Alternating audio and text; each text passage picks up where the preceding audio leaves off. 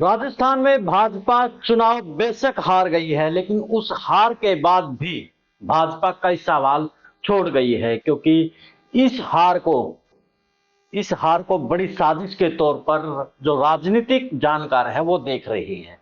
इस हार को इसलिए साजिश के तौर पर देख रहे हैं क्योंकि हाल फिलहाल देश के अंदर ईवीएम को लेकर के जो विरोध प्रदर्शन हो रहे हैं, इस हार को उस विरोध प्रदर्शन से जोड़ करके देख रहे हैं। हालांकि जो दूसरा खेमा है वो इस जो कांग्रेस की जीत है उसको वसुंधरा राजे की यानी कि जो अपमान हुआ है उससे जोड़ करके भी देख रहे हैं। हाल फिलहाल देखा जाए तो सबके अपने अपने एक विश्लेषण है, अपने अपने उन्होंने एक आंकलन किए हैं।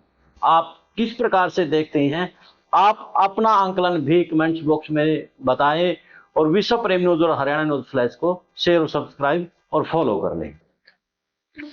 सभी को नमस्कार, राम राम। मैं कुलदीप खंडेलवाल, विश्व प्रेम न्यूज और हरियाणा न्यूज फ्लैश। पिछले दिनों जो 3 राज्यों की जीत से भाजपा ने पूरा तहलका देश के अंदर मचा दिया था और हर कोई यही कहता नजर आया था कि मोदी को हराना बड़ा मुश्किल है। इसके साथ में ईवीएम को लेकर के भी सवाल खड़े हुए थे कि ईवीएम के जरिए ही भाजपा चुनाव जीत रही है।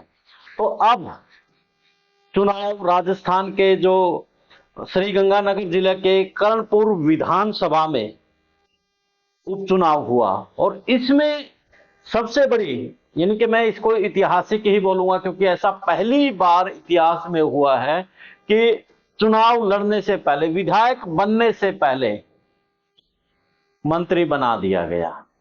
बिना शादी के ही इनके बच्चा को जन्म देने की कोशिश यहां भाजपा ने राजस्थान में की थी।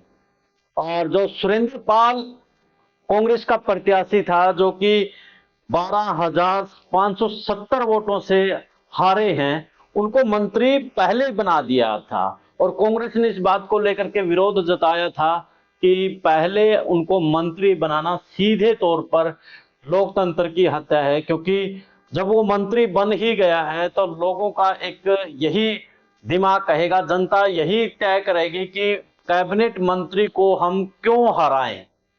लेकिन वो चुनाव हार गए हैं और इस बात को लेकर के अशोक गहलोत ने अपनी एक्स सोशल मीडिया पर शुभकामनाएं दी हैं। लेकिन सवाल तो खड़ा बड़ा हो गया है क्योंकि ईवीएम को लेकर के जिस प्रकार से राष्ट्रीय भारत मुक्ति मोर्चा अपना एक ईवीएम को लेकर के विरोध प्रदर्शन कर रही है और तमाम पार्टियां जो विपक्ष में बैठी हैं वो भी विरोध प्रदर्शन कर रही हैं ईवीएम को लेकर के, तो सभी को भाजपा ये दिखाना चाह रही है कि जिस ईवीएम को लेकर के आप गड़बड़ी की बात करते हैं, आप चुनाव जीत तो रहे हैं, बेशक वो उपचुनाव है और वो आपने जीता है, यानी कि उस ईवीएम के विरोध प्रदर्शन को दबाने की कोशिश बताई जा रही है।